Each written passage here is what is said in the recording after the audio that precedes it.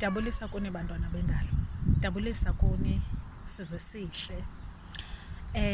Ndithi namhlanje masike sincokoleni ngomba kaNongqawuse mani. Yambona uNongqawuse ne? She's an unsung hero.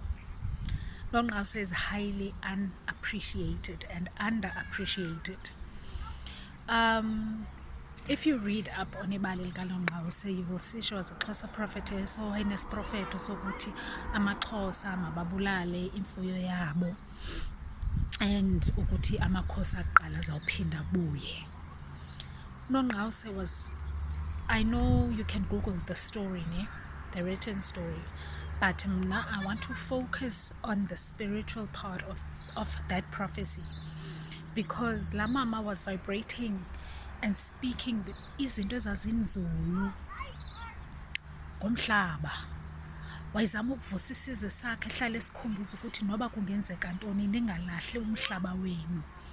And if you read the time when she received the prophecy nezinto ezazikade zenzeka ngela xesha, uzowuyazi ukuthi wayixelela isizwe sakhe ukuthi through ishores zenu, i-entry points zenu zaselwandle, nina sizwe sakwaXhosa, utshaba lungenile lafaka ityhefu emhlabeni, labulala imfuyo yenu ngetyhefu. And imfuyo yamaXhosa ngela xesha yayisifa, zigula, iinkomo zabo zazigula. And bona wayeyithetha uNongqawuse ukuthi thina sisaze sisifo, and esi sifo sivele imfuyo, once imfuyo yakho ikhetshe sasifo ivele infecte enye, bulalani le mfuyo igulayo enzela ukuthi nisindise le iphilayo nizokwazi ukuphila.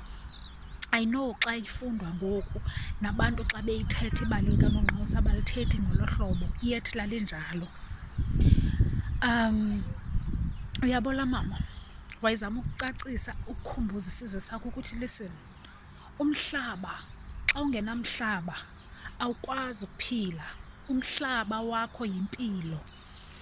If you understand amaXhosa nehistory yamaXhosa, you will understand ukuthi yayingabantu ababenobuchule bokwazi ukukhetha imihlaba echumayo nechumileyo. Ewe, in present day singajonga i-Eastern Cape siyibone njengendawo e-destitute, imihlaba yomile, yonke into, it's like Eastern Cape just needs to be put in rice, ukubone.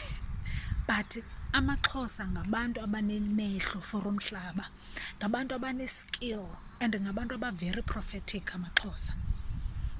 And uNongqawuse wayi-operator kulaa gift yakhe awayeyizalelwe, ezama ukuxelela isizwe sakho ukuthi xa wena ungenawo umhlaba awunayo into engakuphilisa, ngoba nditsho neyeza esilifumanayo ukuphilisa imizimba yethu sidinga umhlaba.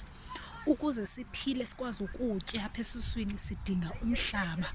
And yazi wena xa ufike wangcwaba oba umkhulu bakho apha kulo mhlaba, abantu ababetyethe i-DNA yakho wena, umhlaba ureceiva la information, uthi ufika wena usiya endalweni, indalo seyakwazi ukuthi udinga ntoni. Bayithetha izinto ezijulileyo, izinto ezinzulu ezikamoya, apho abanye abantu abangakwazi noyicacisa up until today ibali likaNongqawuse.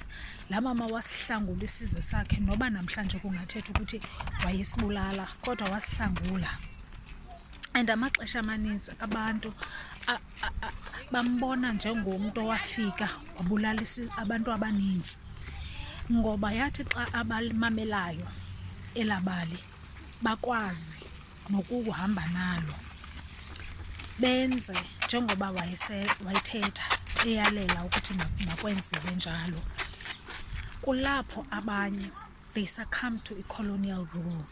uNongqawuse wema wathi I will never forsake indlela zoba umkhulu bam, and imessage ithi akho nto ijikayo ngaloo nto.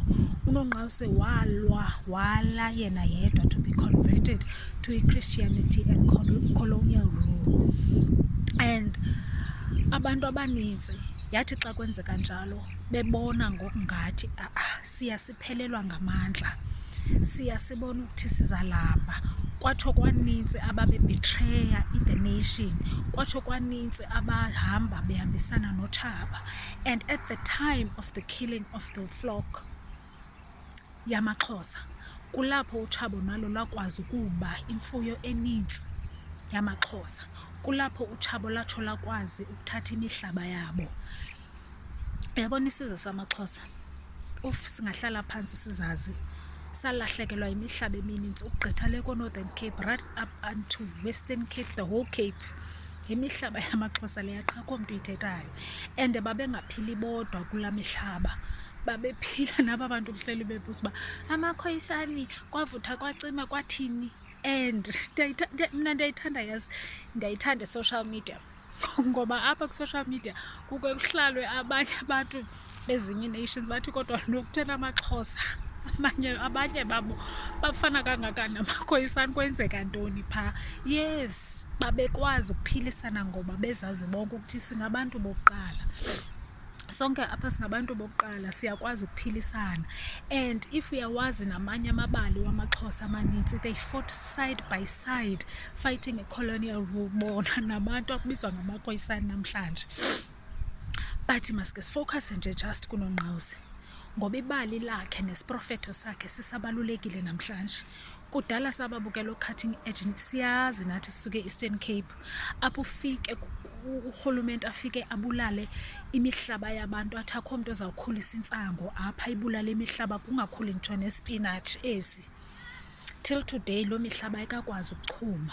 And yilaa nto uNongqawuse wayezama ukuyixelela isizwe sakhe back then ukuthi listen, whatever it is le abayenzileyo apha kulo mhlaba, lo mhlaba awusaphili, lo mhlaba awukwazi ukuchuma, yonke into yethu iyafa, imfuyo, ii-crops zethu akho nto ichumayo apha kulo mhlaba, masenzeni kanje. Kulapho salahlekelwa khona isizwe samaXhosa, ngabantu abathengisa after kufike lo prophecy, xa begqibile basifihla ngantoni, ngebali likaNongqawuse. Wahamba yena uNongqawuse wathathwa wabanjwa wazobhadla apha eRobben Island, wafokwenja esisindisile isizwe sakhe kodwa kusalayo. And uNongqawuse laa nto wayeyithetha ukuthi amakhosi abuyile iseyiyo nanamhlanje, ngoba abanye benu ningaloo makhosi abuyileyo qha anikazazi ukuthi ningobani. If ungakuhlale phansi ustadishe amaXhosa ubone and their nature, ayo mistake uzawutsho uyazi uba ayo mistake le nto begcwele epalamente, uzawutsho uyazi uba ayo mistake le nto bengamagagu kangaka belapha. Aba bantu abayasikhali sabo kukuthetha, vula umlomo uthethe, siyasibona nathi. It's so evident, like it's in everyone's face, qha anikazazi ukuthi ningobani.